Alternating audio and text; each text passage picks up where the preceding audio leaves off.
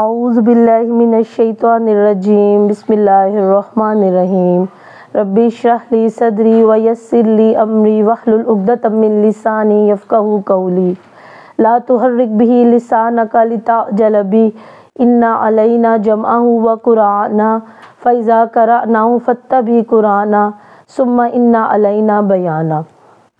آج ہم سورہ ملک کی آیت نمبر 23 پہ بات کریں گے۔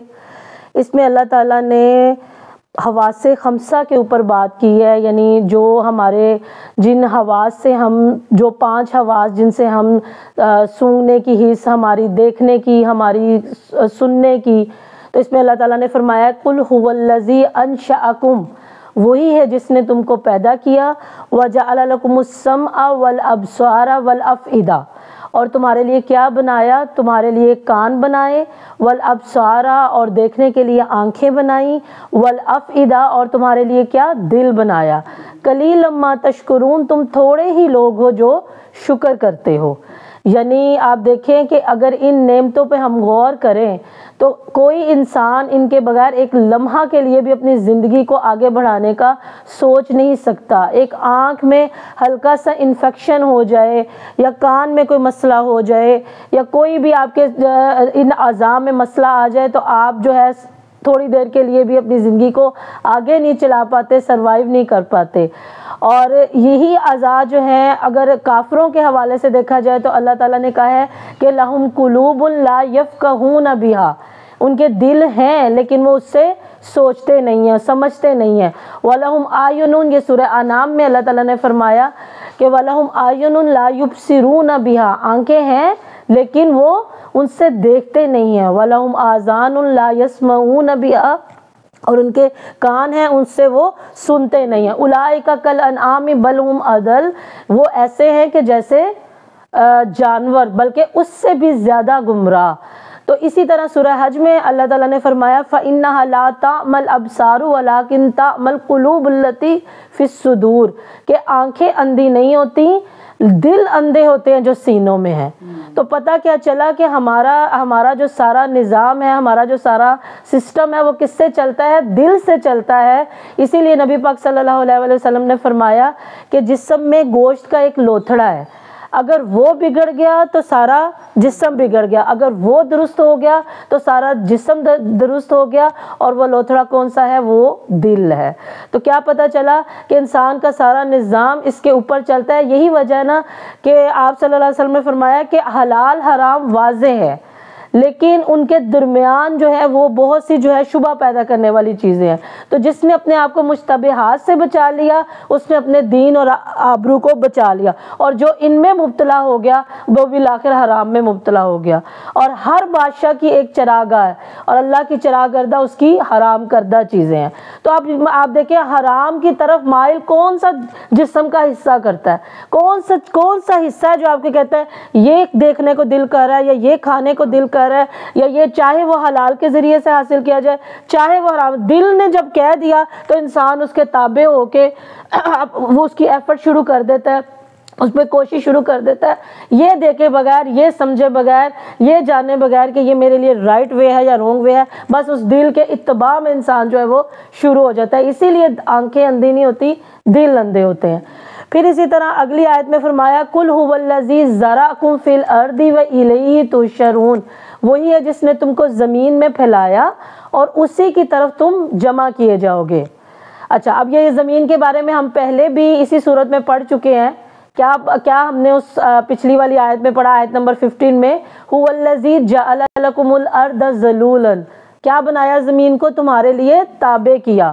فامشوا فی مناکبہا، تم اس کے مونڈوں پر چلتے ہو، وَإِلَيْهِ النُّشُورُ، اور اسی کی طرف تم جو ہے وہ اٹھائے جاؤ گے۔ اور یہاں پہ کیا کہا؟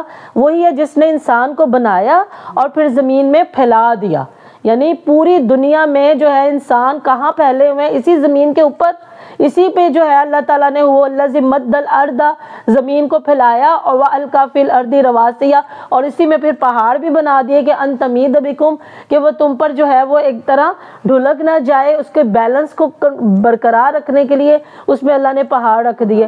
پھر اسی میں اللہ تعالیٰ نے جو ہے زمین کو جو ہے اس میں نہریں اور اسی میں جو ہے زمین کی باقی زینتیں جو ہیں وہ اللہ تعالیٰ نے رکھی، اور آخرکار اسی زمین میں سے انسان نے اٹھایا جانا ہے۔ منہا خلقناکم وفیہا نعیدکم ومنہا نخرجکم تارۃ اخری، اسی سے ہم نے تمہیں پیدا کیا، اسی میں ہم تمہیں لٹائیں گے اور اسی سے ہم تمہیں دوبارہ جو ہے وہ نکالیں گے۔ پھر اسی طرح جو ہم نے بھی پچھلی آیت پڑھی اس میں اللہ تعالیٰ نے کہا تم تھوڑے لوگ ہو جو شکر کرتے ہو۔ تو شکر کے موضوع کو اگر سمجھا جائے تو آپ دیکھیں کہ اظہار نعمت بھی شکر ہے، نعمت کو مرضی کے مالک کی مرضی کے مطابق استعمال کرنا بھی شکر ہے، اور اگر آپ پہ کوئی مصیبت پریشانی آ جائے اس پر بھی راضی ہو جانا، اس پر بھی جو ہے کہتے ہیں نا صبر شکر کر کے گزارا کر لینا، وہ بھی شکر ہے۔ تو کتنے لوگ ہیں جو اس طرح کے معاملے کو لے کر چلتے ہیں، جو نعمتوں کا، بعض لوگوں کو اللہ تعالیٰ نے بہت نعمتیں عطا کی ہوتی ہیں لیکن نہ تو ان کے پہناوے میں وہ چیز نظر آتی ہے، نہ ان کے کھانے پینے میں وہ چیز نظر آتی ہے۔ قرآن میں سورہ اعراف میں آتا ہے کلوا واشربوا ولا تسرفوا انہ لا یحب المسرفین، کہ کھاؤ پیو لیکن حد سے نہ بڑھو، یعنی نہ تو کھانے کی ممانعت ہے، نہ پینے کی، نہ پہننے کی۔ ایک صحابی تھے، انہوں نے ذرا سادہ سا لباس پہنا ہوا تھا، تو آپ صلی اللہ علیہ وسلم نے ذرا خستہ حالی میں ذرا آئے، تو آپ صلی اللہ علیہ وسلم نے پوچھا کہ اللہ تعالیٰ نے تجھے مال نہیں دیا؟ انہوں نے کہا یا رسول اللہ مال تو دیا ہے، بالکل سارا کچھ دیا ہے۔ تو آپ صلی اللہ علیہ وسلم نے فرمایا کہ پھر اس کا اثر جو ہے وہ تمہارے لباس سے، تمہارے معاملات سے ظاہر بھی ہونا چاہیے، نظر بھی آنا چاہیے۔ تو کیا پتہ چلا کہ اظہار نعمت بھی ایک طرح کا شکر ہے۔ بعض بزرگان دین جن کے بارے میں میں نے آپ کو بتایا، امام مالک کے لیے کسی نے سالانہ 360 جوڑوں کا جو ہے وہ کیا لیا ہوا تھا، انتظام انہوں نے اپنے ذمہ لیا ہوا تھا، تاکہ وہ ایک جوڑا جو ایک دفعہ پہنے دوبارہ وہ اس کو پہنا نہیں کرتے تھے، وہ اپنے کسی شاگرد کو دے دیتے تھے، اپنے کسی طالب علم کو دے دیا کرتے تھے۔ تو اللہ تعالیٰ نے جو نعمت عطا کی ہو، ہاں وہی بات جو اس آیت میں بتائی کہ حد سے نہیں بڑھو، اسراف نہیں کرو، فخر و غرور کی طرف، دو چیزیں منع ہے، فخر و غرور اور اسراف، حد سے بھی نہیں بڑھنا اور فخر و غرور بھی نہیں کرنا کہ آپ دوسروں پہ اپنی مالی حیثیت کا روب ڈالنا شروع کر دیں۔ صرف اللہ کی نعمت، پھر نعمت کو مرضی کی مطابق استعمال کرنا، یہ اعضاء لے لیں، یہ اعضاء کے بعد ہی اللہ تعالیٰ نے کہا نا کہ اس نے تمہارے لیے آنکھ، کان اور دل بنائے۔ تو اس سے کیا پتہ چلا کہ انسان کو اپنے حواس خمسہ جو ہیں ان کی نعمت کا بھی شکرانہ، اور باقی جو 360 جوڑ ہیں ان کے بھی نعمت کے شکرانے میں ہر روز صدقے کرنے چاہیے۔ اور اس کے صدقے کے بھی اللہ تعالیٰ نے ہمیں طریقے بتا دیے کہ کل تسبیحۃ صدقۃ وکل تحمیدۃ صدقۃ وکل تکبیرۃ صدقۃ، کہ ہر بار جو ہے تسبیح کرنا وہ بھی صدقہ ہے، تکبیر اللہ اکبر کہنا وہ صدقہ ہے، تحمید کرنا الحمدللہ کہنا وہ صدقہ ہے۔ اور اگر یہ سب آپ سے نہ پاسبل ہو سکے تو وَيُجْزِئُ مِنْ ذَلِكَ رَكْعَتَانِ يَرْكَعُهُمَا مِنَ الضُّحَىٰ، کہ اس کے اگر یہ نہ ہو سکے تو چاشت کے وقت 2 رکعت نفل پڑھ لینا جو ہے وہ اس کا جو ہے آپ کے صدقوں کو پورا کر دیتا ہے۔ پھر اسی طرح اگر یہ عمل نہیں ہو سکتے تو مسجد میں پڑا ہوا تھوک دفن کرنا صدقہ ہے، کسی کمزور نکاح والے کو راستہ بتا دینا صدقہ ہے، کسی کو مسکرا کر دیکھنا صدقہ ہے۔ اب مجھے بتائیں کہ 360 جوڑ کا ہم نے شکرانہ ادا کرنا ہے، یہ عمل کتنے کی مشکل ہے؟ ہر بار سبحان اللہ، ہر بار الحمدللہ، ہر بار اللہ اکبر۔ میں بہن بھائی آپ کے پاس آیا ہے، اس کو خوش کرنے کے لیے خندہ پیشانی کے ساتھ مسکرا کر مل لے، کتنا کا مشکل کام ہے یہ۔ راستے میں آپ جا رہے ہیں، تکلیف دہ چیز پڑی ہوئی ہے، راستے سے اس کو ہٹا دیں کہ کسی کو یہ کے لیے پین فل نہ ہو، تو وہ آپ کے لیے صدقہ ہے۔ مسجد میں قدم اٹھانا، مسجد کے لیے جانا، چلے ہم لوگوں کا، میں نے پرسوں والے لیکچر میں بھی کہا تھا کہ ہم لوگ مسجدوں میں عورتیں نہیں جاتی لیکن ان مجالس میں تو آتی ہیں نا، تو مسجد کی طرف، اس مسجد کے لیے، اس مجلس کے لیے آنا، علم کی مجلس میں آ کر بیٹھنا، وہ آپ کے لیے صدقہ ہے۔ تو خلاصہ کلام یہ ہے کہ آپ چھوٹے چھوٹے نیک، کسی بھی نیکی کو معمولی نہ سمجھو۔ نبی پاک صلی اللہ علیہ وسلم نے حدیث میں فرمایا کہ کسی بھی نیکی کو معمولی نہ سمجھو، تمہارا اپنے بھائی کو، اس کو خوش کرنے کے لیے خندہ پیشانی کے ساتھ مل لینا بھی جو ہے یہ نیکی ہے۔ تو نیکیوں کے تو اللہ تعالیٰ نے یہاں پہ بہانے رکھے ہوئے ہیں، آ کر بیٹھنا وہ آپ کے لیے صدقہ ہے۔ تو خلاصہ کلام یہ ہے کہ آپ چھوٹے چھوٹے نیک، کسی بھی نیکی کو معمولی نہ سمجھو۔ نبی پاک صلی اللہ علیہ وسلم نے حدیث میں فرمایا کہ کسی بھی نیکی کو معمولی نہ سمجھو، تمہارا اپنے بھائی کو اس کو خوش کرنے کے لیے خندہ پیشانی کے ساتھ مل لینا بھی جو ہے یہ نیکی ہے۔ تو نیکیوں کے تو اللہ تعالیٰ نے یہاں پہ بہانے رکھے ہوئے ہیں، آپ کرتے جائیں، ساتھ ساتھ آپ کے شکرانے ہوتے جائیں گے، ساتھ ساتھ آپ کے جسم کے صدقے ہوتے جائیں گے، اور سب سے بڑی بات کہ آپ کی توجہ جب اس طرف ڈائیورٹ ہو جائے گی نا، آپ کا دھیان اس طرف لگ جائے گا، تو آپ فضول ایکٹیویٹی، لغو ایکٹیویٹی سے بھی بچ جائیں گے۔ کہ انسان اپنے آپ میں مگن رہتا ہے کہ مجھے یہ نیکی کرنی ہے، مجھے یہ چیز کرنی ہے، مجھے یہ، چاہے اعمال کے ذریعے سے ہو، چاہے تسبیحات کے ذریعے سے، مجھے کچھ نہ کچھ کرتے رہنا ہے تاکہ میں دن کے اختتام کے اوپر اپنے جسم کے شکرانے کو جو ہے وہ مکمل کر لوں۔ تو اللہ تعالیٰ نے اسی لیے کہا قلیل لما، لیکن بات وہی آ جاتی ہے، شیطان دھیان جانے ہی نہیں دیتا اس طرف، وہ آپ کی توجہ اس طرف جانے ہی نہیں دیتا کہ ہم اپنا جو ہے اسکیڈول اس قسم کا بنائیں جس میں ہم نیکیوں کے کام کی ایک لسٹ اپنے پاس رکھیں۔ پھر اسی طرح جو ہے زمین کے بارے میں جیسے بات ہوئی، تو زمین میں بھی جو اللہ تعالیٰ نے تمام انسانوں کو پھیلایا، کس لیے کہ اسی میں سے تم لوگوں کو الیہ تحشرون، اسی میں سے اکٹھا کیے جاؤ گے۔ اچھا، اب آپ یہ دیکھیں کہ ابھی تک ہم نے سورہ ملک جو پڑھی، اس میں اللہ تعالیٰ نے ہمیں اپنی نعمتوں کے بارے میں جو جو اللہ تعالیٰ نے ہم پر کرم کیا، فضل کیا، آسمان کی نعمت دی، زمین کی نعمت دی، پرندوں کی نعمت دی، پھر اللہ نے سوالیہ انداز سے پوچھا کہ میرے علاوہ کون ہے یہ سارے کام کر سکتا ہے۔ یہ سارا آپ جو ہے آیت نمبر 24 تک ابھی تک ہم نے بات کی، تو ابھی تک 24 تک اللہ تعالیٰ نے اپنی اتنی نعمتوں کا ذکر کیا۔ آپ دیکھیں، آپ کسی کے سامنے اتنی ساری اپنی جو ہے، اپنا بچہ ہی ہے، آپ اس کے سامنے گھر کی آسائشوں کی بات کریں کہ دیکھیں ہم نے آپ کے لیے یہ گھر بنا دیا، گاڑی بھی آپ کے لیے لے دی، آپ کو یہ والی نعمت بھی پرووائڈ کی، یہ والی بھی کی، یہ والی بھی کی، اور بچے کا گھما کے ایک ہی سوال ہو، مجھے فلاں چیز کب ملے گی؟ یعنی وہ جو 10 نعمتیں ہیں ان کو تو وہ اکنالج نہ کرے، لیکن جو اس کے دماغ میں کوشچن آ رہا ہوا وہ اسی کو اگین ریپیٹ کر دے۔ کفار مکہ کا بھی کچھ ایسا ہی حال تھا۔ اللہ تعالیٰ نے مختلف صورتوں میں مختلف نعمتوں کا، مختلف چیزوں کا ذکر کیا، ان کو سمجھانے کا ذکر کیا، لیکن ان کا آخر کار وہی مرغے کی ایک ٹانگ، وہی سوال، وَيَقُولُونَ مَتَىٰ هَٰذَا الْوَعْدُ إِن كُنتُمْ صَادِقِينَ، یہ کہتے ہیں یہ وعدہ کب پورا ہوگا اگر تم سچے ہو۔ آپ دیکھیں پیچھے ساری جو بات چل رہی ہے اس میں اس بات کا کوئی سیکوینس ہے، کوئی اس کا جوڑ ملتا ہے؟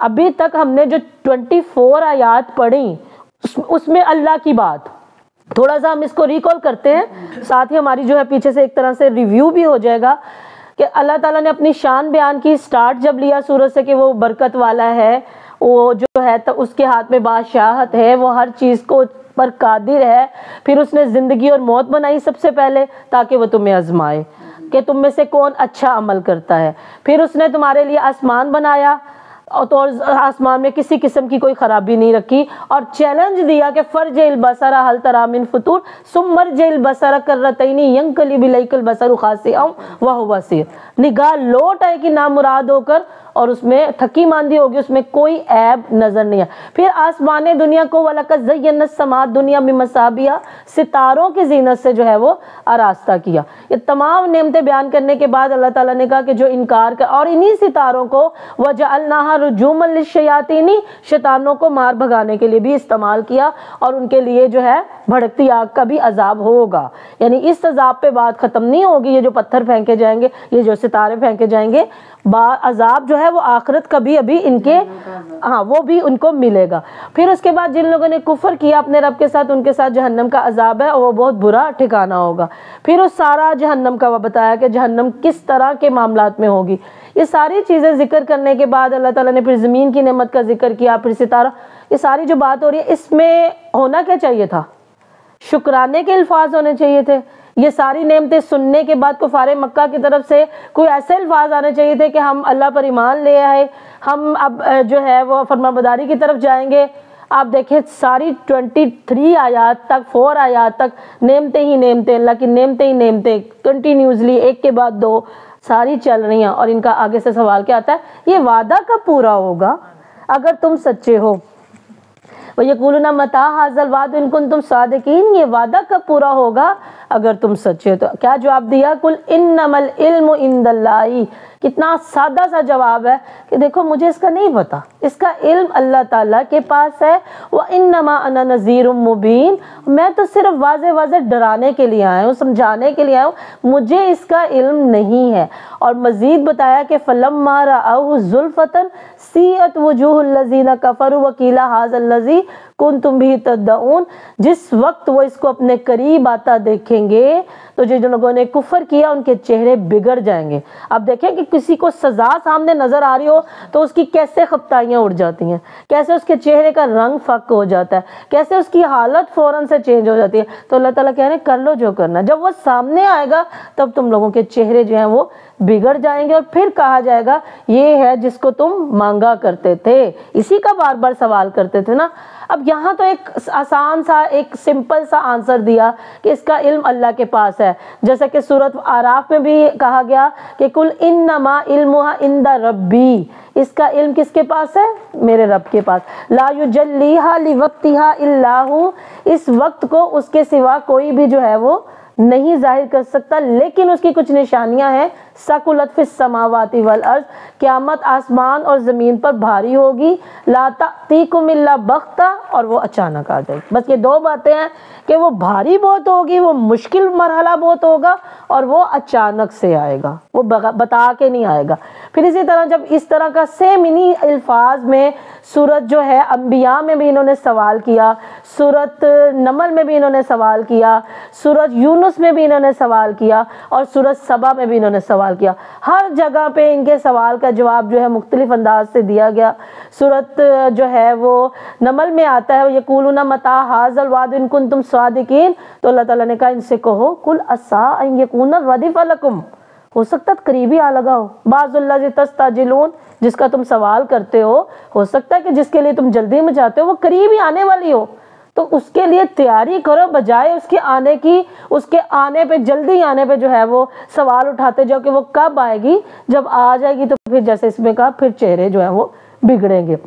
پھر اس کے بعد سورج جو ہے انبیاء میں کہا لو یعلم الذین کفروا حینا، اگر وہ کافر اس وقت کو جان لے، لا یکفون عن وجوہہم النار ولا عن ظہورہم ولا ہم ینصرون، نہ تو وہ اپنے چہرے سے آگ کو ہٹا سکیں گے، نہ وہ اپنے پیچھے سے آگ کو ہٹا سکیں گے، اور نہ ان کو کوئی مدد آئے گی۔